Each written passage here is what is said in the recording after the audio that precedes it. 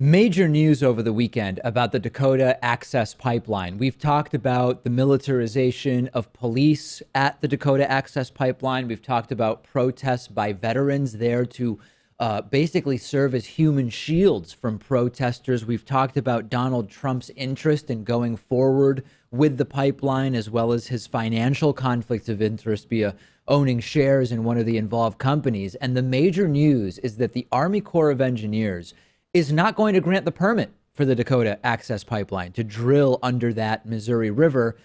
This was announced yesterday by the Army Corps of Engineers. And this is a major win, although possibly a temporary win. And I'll explain that a little bit as well. A major win for the Standing Rock Sioux Tribe. And according to Jo Ellen Darcy, who's the Assistant Secretary for Civil Works at the Army Corps of Engineers, she said, quote, although we have had continuing discussion and exchanges of new information with the Standing Rock Sioux and Dakota Access, it's clear that there's more work to do.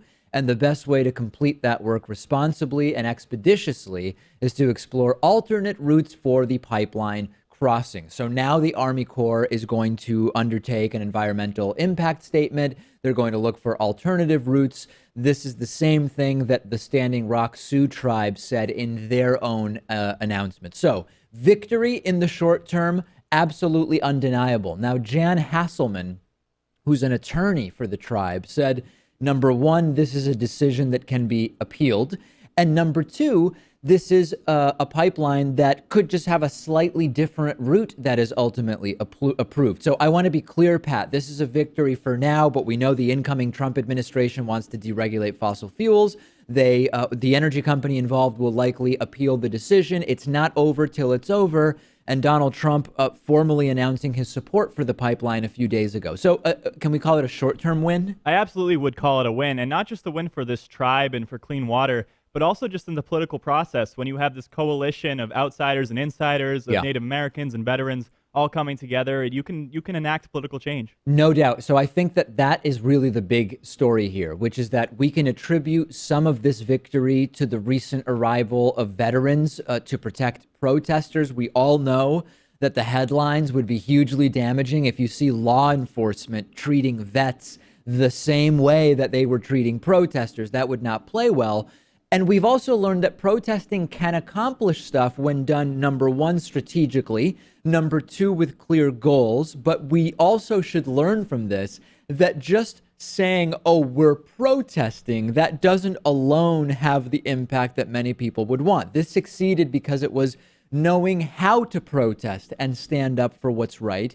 It's because they were building coalitions. They were using the law in their favor. They had legal representation that coincided with very successful protesting from a media optics point of view.